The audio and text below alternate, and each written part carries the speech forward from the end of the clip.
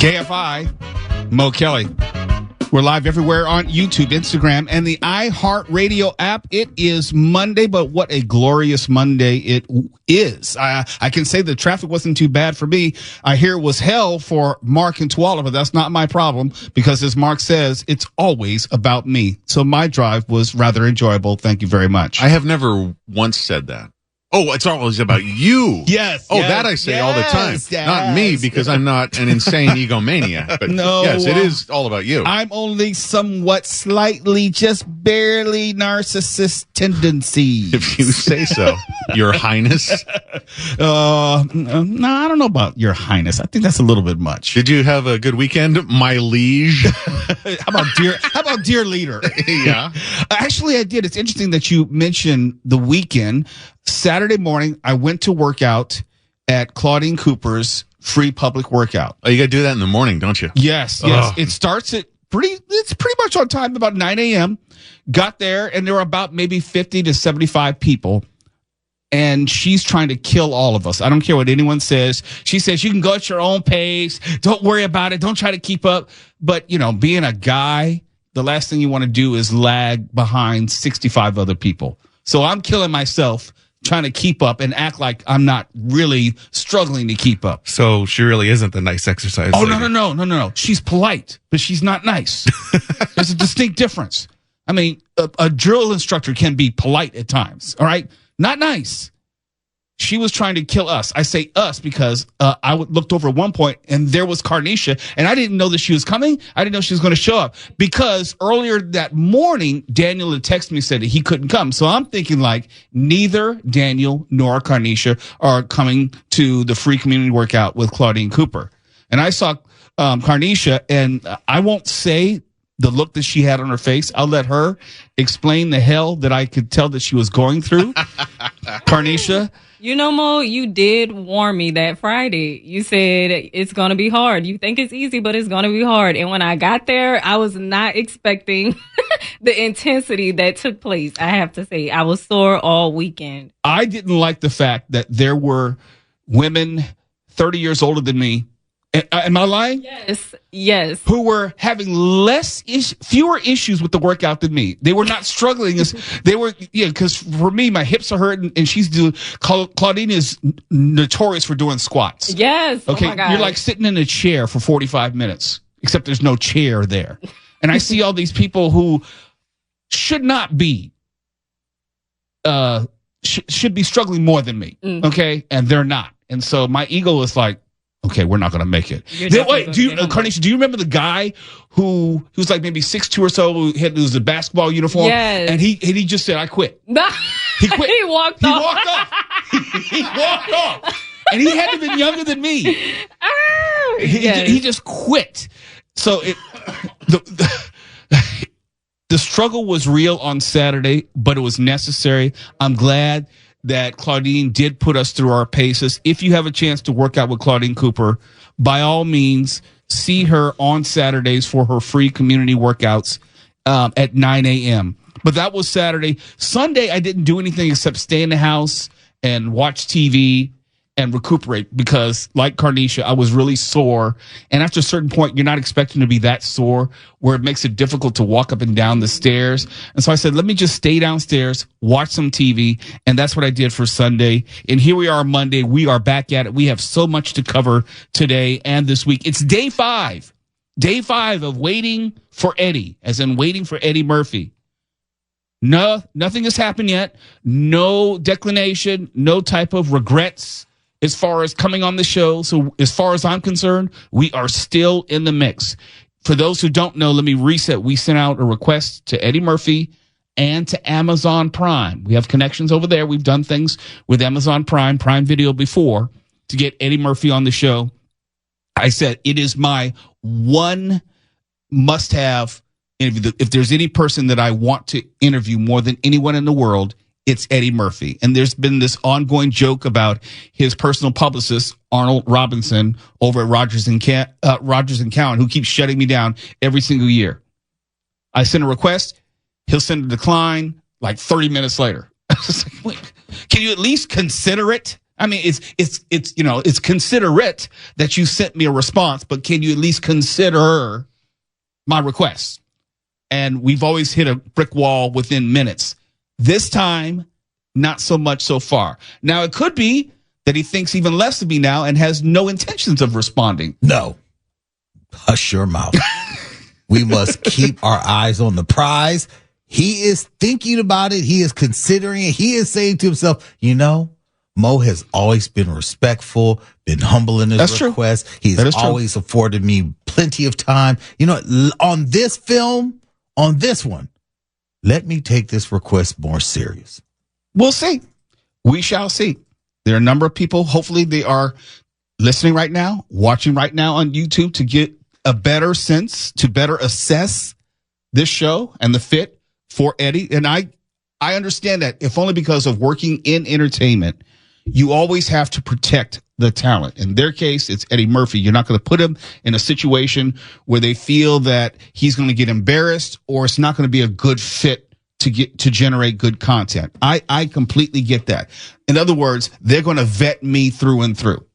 And it's important to note, and of course, you, the listener, can't see the email that Mo sent, but did a little bit of name dropping. Sure did. In the email, just to kind of highlight some comparable talent that have been on the show, the likes of Delroy Lindo and Alfre Woodard and a lot of other comedians. Anthony Anderson. Yeah. There are a lot of people I remembered and did not put in the email. Like, I literally forgot to put George Wallace, Jay Leno. I mean, others. We had Cedric the Entertainer. I put that in there just so you can see, look, reputable comedians have been on this show. And you should have led with Shatner. That's not going to be a draw for. Oh, I think it will be. Yeah. He's on the list. I can't tell him, which names are going to be most important to them, but William Shatner is on the list. Now, a little point of clarification, Mo. When you were younger, did you take getting ghosted by a girl as a more positive sign than just a breakup? When I was younger, there was no such thing as being ghosted. What did happen to me is that I would get a fake number. You go to the club, you talk to the woman, and da-da-da-da-da, and you dance a few times and say, so, how can I get in touch with you? This is pre-email, so it's just the phone number. It may not have even been a cell phone, depending on the year. So you just ask for the number. And there were times I know that the woman would give me a fake number.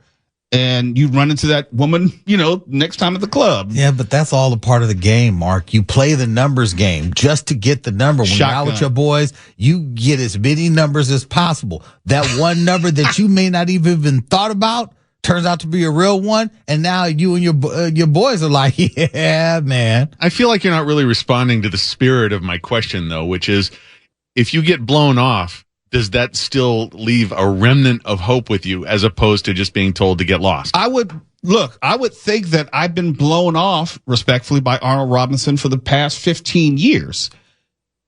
This didn't ghost me, but he was polite, but it wasn't a yes. But here I am still, asking for the number, asking for the date.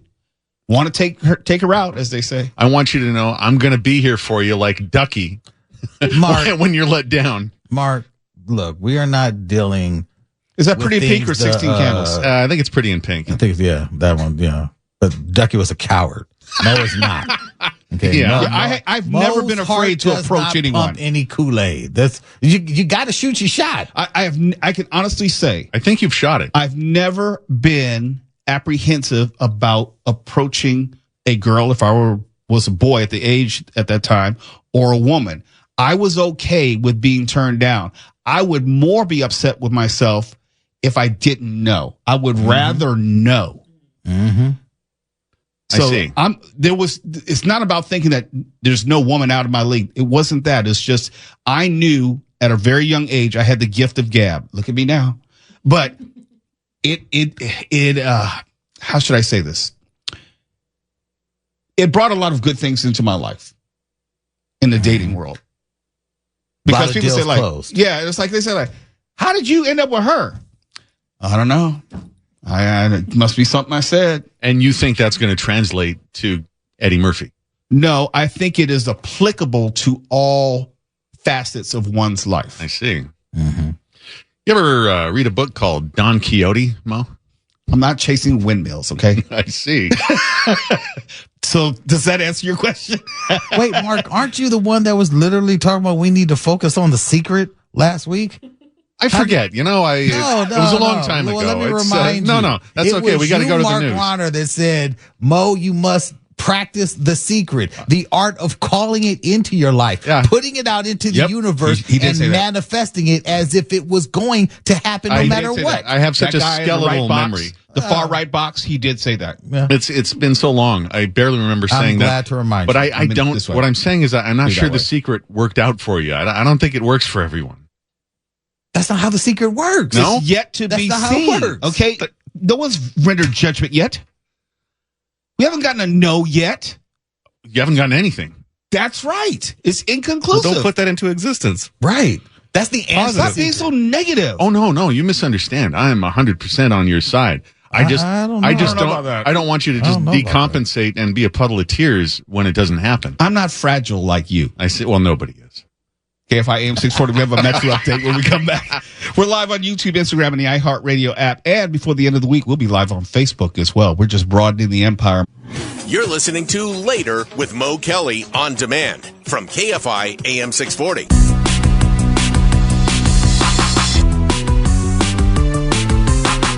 I remember standing right across from me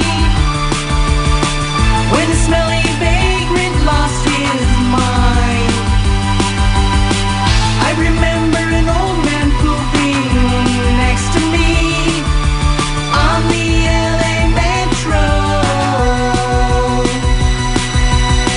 KFI, it's Later with Mo Kelly. We're live on YouTube, Instagram, and the iHeartRadio app. The headline will read, Metro security guard shoots suspect who stabbed him, as in the Metro security guard, in North Hollywood. 3 hospitalized in shooting outside North Hollywood Metro Station. If you've been listening to the show, we've talked at length about the North Hollywood Metro Station, how Metro was using that as a prime example of how they've lowered crime, how they've cleaned up one of the most high profile stations. And I said, I don't think so. And I also said, if you remember, that safety is about perception. You feel safe. Like they can put out the stats and they can say that crime is down 6%. You can't feel that. You can't feel. Do I feel 6% safer? No, of course not. You either feel safe or you feel unsafe. And I said one of the largest variables in the equation of feeling safe on Metro was to have that visible police presence. Metro does have armed security on a limited level. But if I tell you that armed security was stabbed after stabbing a rider or a passerby, then that ought to tell you how dangerous it is. If they're willing to stab the guy with the gun, what do you think they'll do to your child? What do you think they'll do to your wife? What do you think they'll do to an average Joe like you or me? This is not for effect or hyperbole. This happened at 6:17 p.m. on Saturday. What does that mean? The sun is still outside like it is right now, and we're an hour later. The sun is out on a Saturday, so there are probably people everywhere in North Hollywood. No, it wasn't rush hour, but it's a Saturday, in other words, during a high traffic period. And you had someone out there who stabbed 2 different people, including an armed Metro security, so they had to wind up shooting the guy. And I'm glad that there was armed security there to handle it. Imagine if that person, that security officer, was not there. Probably more people would be harmed. But there are a number of things in this story I think that we need to take note of. Okay. 1, broad daylight, not in the middle of the day, in the evening, but it's early enough where you can't say, well, it was late at night. You know, it could have happened anytime because that's what happens late at night. Can't say that. Can't say that. We had armed security, and that wasn't deterrent enough. If they're willing to shoot police or armed security, stab armed security, I'm sure they're willing to stab you and me. That should not be at the forefront of our minds when we're using Metro on a Saturday. We're not talking about midnight. We're not talking about at a time where there's a likelihood that there's going to be trouble or a homeless person is just, no. We're talking about a Saturday in which people probably could have been going to, I don't know, Universal City, which is only one stop away, going shopping. North Hollywood has been known for shopping. It's not one of those high crime areas in and of itself where you can say, well, damn, it is obviously that part of town, so you should, be on the lookout for that. No, it's not that. But that is what our metro represents now. It represents crime and lack of safety. And it's not because I said it. I'm just reading you the headlines. We don't need to really get into the story, but we can if we want. 2 people were hospitalized after one of them was shot. That was the Metro security guard. And the other was stabbed at a Metro station in North Hollywood. That's the whole damn story. That's all you really need to know. According to the LAPD, the suspect had approached a Metro security guard regarding a parking citation. So this is not a random homeless person. This is a person who actually drove there and parked his car. At one point, the suspect took out a knife and stabbed the security guard. So what is the security guard supposed to do? He's got a gun. Well, if you're not going to use it then, you're probably not ever going to use it. The security guard then pulled out a gun and shot the suspect twice. Yes. That is the correct response when someone shanks you. If someone shanks you and you got a gun, yes, shoot them. Both were taken to a local hospital and are expected to survive. No other details were immediately known. And there's something else. We talk about the craziness of the world we live in. This happened over a parking citation. I don't know what the Metro security guard said to this person who was mad about the parking citation, but this goes back to why I talk about Mark Runner. I want him to live to see tomorrow. Thank you. You just don't know how crazy someone may be. This was over a parking citation if we believe the story as it's presented. No, you're right about this, and I hate to admit it. I led the 7 o'clock with a story about a shooting that was over a parking spot. This stuff's getting intense. And it's going to get worse, if only because it seems like when people start believing that it's normal and it does not have the same impact, emotional impact, then there will be more of it. You get numb to it. You're not necessarily outraged. You're just less and less surprised. Oh, someone got stabbed on a Metro. Is anyone surprised about that anymore? I hope not. I hope not, because it happens frequently enough where nobody should be surprised. And unfortunately, altercations over a parking space or a parking citation are less and less unusual as well, which says to me we'll probably have more of them. But before I get too far afield, this is just more evidence that for whatever reasons, LA Metro is a magnet to crime and is unsafe. And it's not because I say so, as I'm quite sure Metro would like to have you believe. It's the media, it's how we are positioning it, is how we're presenting it. We have a bias against Metro. It's not what we're saying. I am pointing to stabbings. I'm pointing to shootings. I am pointing to different random acts of violence on the trains, on the platforms, on the buses. And it's not going to change until there's a change at Metro. And not before. It's Later with Mo Kelly. We're live on YouTube. We're live on Instagram. We're live on the iHeartRadio app. And when we come back, unfortunately, it's a little bit more bad news to start off this week than good news. I don't want to talk about what happened in Colorado. We know what happened in Colorado. I do want to talk about how we here in Los Angeles always have to be mindful given what happened in Colorado. We'll do that next. You're listening to Later with Mo Kelly on demand from KFI AM 640. Oh, later with Mo Kelly on KFI AM 640. Live everywhere on the iHeartRadio app, YouTube, and Instagram. And we usually don't necessarily talk about terror attacks on this show for a number of reasons. But there is something to be learned by what happened in Colorado over the weekend.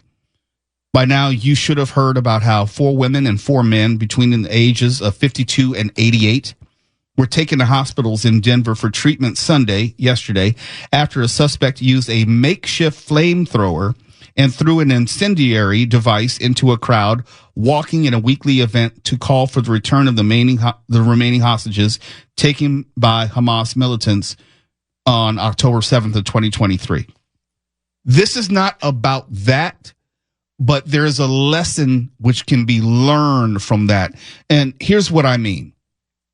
Although that attack with the flamethrower happened in Denver, Colorado, there are lessons that we can learn from it. I'm talking about you who may live in Los Angeles. I'm talking about you who may live in Orange County, San Diego County. You may think, well, that was in Colorado. I don't have to worry about that. Well, that has to do with Israel and Hamas. I don't have to worry about that. No, you actually do have to worry about it. And the difference between America as a country and other countries, it comes down to, and this is going to sound very cliche, but it's true. It comes down to freedom.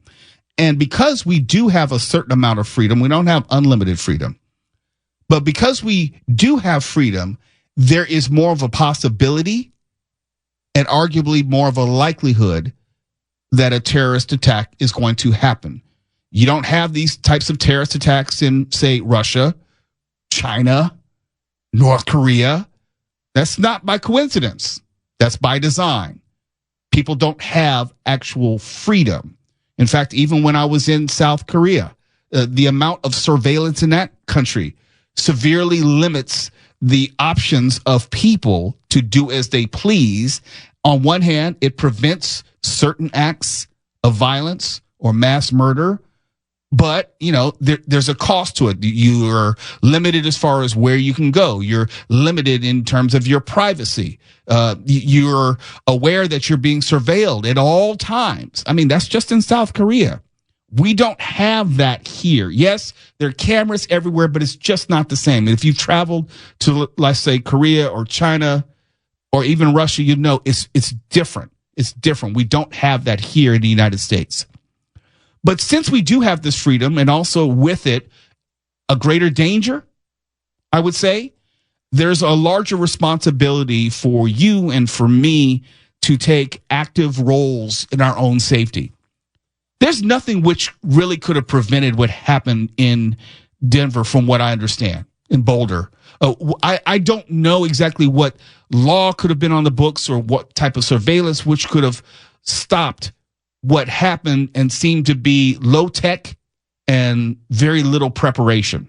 Now, it could have been planned for quite some time, but the ingredients in it, I don't know if there's much we could have done about it. And as far as I know, Mark, correct me if I'm wrong, flamethrowers or their approximations are still legal in most states. I'm being serious. No.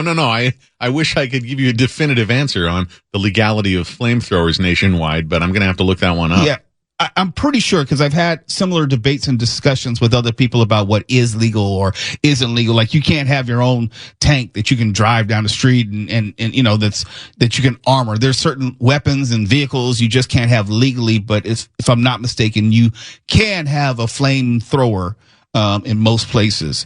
You can't use it however you want, obviously, but it's not illegal to possess. My point is, I don't know how much we can actually prevent here in this country.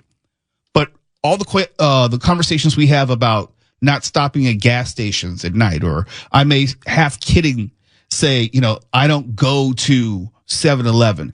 It's all about this one singular idea. We have to be aware of our surroundings and the people who are around us at all times. That's about all we can control. We have to be aware of what may be a target, where you're in a space where maybe something could happen. And there's not a day in which I do not go out. I'm talking about if I'm going to work, if I'm going to the movies, if I'm going to an amusement park, I'm always conscious of something major and disastrous possibly happening. I have an answer for you, by the way. Go ahead. Flamethrowers are broadly legal to own personally, except in Maryland, where they're banned. But here in California, they require a permit. Maryland, skipping ahead, California modifies units to reduce their range to less than 10 feet. And this is from a site called throwflame.com. There's a site devoted to this. There you go. We can't prevent everything. We can't stop everything, but we can be aware of as much as possible before we even walk into those situations. I am never on a higher alert than when I'm like in a mall or in an open space. I don't really go to concerts anymore, but large gatherings of people, because that's the world we live in now. And if there's a lesson which can be learned from what happened in Colorado, regardless of who the intended targets may have been, if you've lived in the city long enough, that there is such a thing as wrong place, wrong time. There is such a thing as a stray bullet. There is such a thing as the unintended consequences. There is such a thing that something was not meant for you, but unfortunately it ended up including you.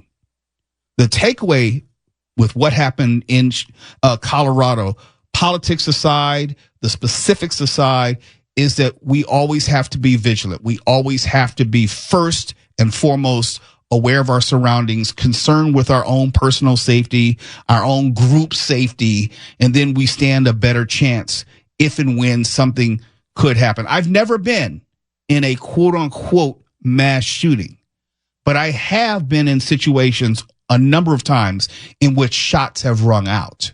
And you have to actively think in advance what you're going to do before it happens, not after it happens. You have to actively imagine. You have to have a healthy enough imagination to see the worst of a situation before it happens. And that's something that we talk about in self-defense and martial arts all the time. Most of the time, self-defense comes down to the decisions that you plan to make in advance before something happens. So if it does, you can just react, as opposed to freezing and not knowing what to do or where to go or how you're going to contact someone. And that's what I would want people to take away from this, to be as safe as possible, humanly possible, because you can't control what some idiot is going to do. You can't control what some crazy person is going to do. You can't control what someone has an agenda or has hate in their heart and they're going to attack a particular group of people. I know what it's like to be sitting on the corner and have people drive by in a car and throw rocks and drinks and stuff at me just because I was black. And I know it was because of that, because of what they called me as they were driving by. Now, today, it could be someone who's going to start shooting. They could throw a Molotov cocktail. But my point is, you have to be ready in advance and know in advance that wherever you are, you could be in a movie theater. You could be in a mall. You could be in a church service. You could be in a synagogue. All of these places have been flashpoints for violence against a group of people. The only thing that you can do in this free society to bring it all together is take your own life into your own hands and make sure that it's the most important thing and on your mind each and every time you walk out that door. That's it. It's Later with Mo Kelly. KFI AM 640. We're live everywhere in the iHeartRadio app, YouTube, and Instagram. You're listening to Later with Mo Kelly on demand from KFI AM 640. KFI, it's Later with Mo Kelly, live on YouTube, Instagram, and the iHeartRadio app. And this has to be unfortunate news, given that Disney is just starting its 70-year celebration. Well, Disney also has announced it has cut hundreds of employees. And let's not forget, this is the latest round of layoffs. So this is another deep round of cuts.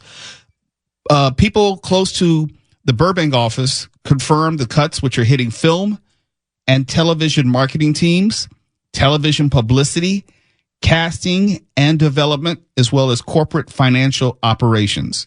And this is just 3 months after, you may remember, Disney gave the axe to 200 employees, including at ABC News in New York and Disney-owned entertainment networks. And this is what I think people should remember. When we say Disney, it doesn't necessarily mean the company Disney. It could be its subsidiaries. It could be ABC. It could be ESPN. It could be the amusement parks. It could be the movies. It could be television. There's so many facets to the Disney Corporation. But still, when you're laying off hundreds of people, that is never good news, especially against the backdrop of the 70-year celebration of Disneyland.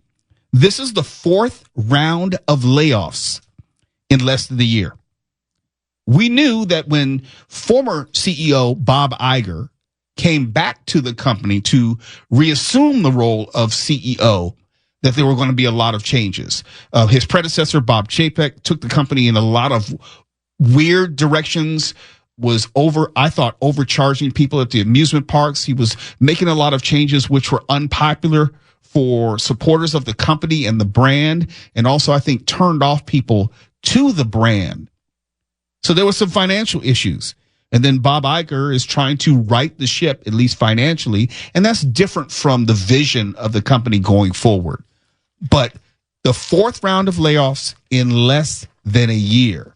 I don't know how anyone could work at Disney on, I'll just say, just an employee level or even a senior management level and feel comfortable about their future, given the number of layoffs in just the past 12 months. Now, some would say, including Bob Iger has said, that Disney/Walt Disney has been pumping out too many shows and movies, some thinking to keep up with Netflix. There were a lot of series on Disney Plus are like, I don't know. And there were some movies that were both in theaters and also on Disney Plus, like, I don't know. And yes, and maybe they need to be more judicious with how they spend their money. And also the landscape has changed. You know, you put something in a theater now, it's less likely to succeed. Why? Because people have other alternatives. It's not just Disney in the movies or Disney Plus at home. They're competing against streaming and all other platforms. It's not just a sum. It's not just a sum zero sum game where it's going to be this or that. Well, if I don't go to the movies, I'm going to stay home and stream Disney Plus. No, you might be streaming Netflix. You might be streaming Peacock. You might be streaming, I don't know, Paramount Plus, Pluto TV, Hulu. There are so many competing outlets and platforms for what was just that Disney eye. And now if you make a mistake, it's magnified. When a movie bombs like Snow White, for example, that sets a corporation back, and it also changed the trajectory of what a corporation is going to do. Now, you have Lilo and Stitch. That's fine. That's great. It didn't save any of these jobs. Certain things just cannot be undone. But all companies, to a certain degree, have this, I'll say, rebalancing, trying to find their equilibrium, trying to find a way forward and get their stride that they once had. But it's been a difficult, I would say, 2 years or so. Because remember, Disney was feeling all sorts of pressure after promising investors that its direct-to-consumer services, that's Disney Plus, that's Hulu and ESPN Plus, was going to achieve profitability last year. People forgot, Disney Plus and those other streaming platforms, with the exception of maybe Netflix, they were not turning a profit. And it was such a bargain when Disney Plus first came out. I got it for like $6.99. It's like, wow, all this content, $6.99? Sure, sign me up.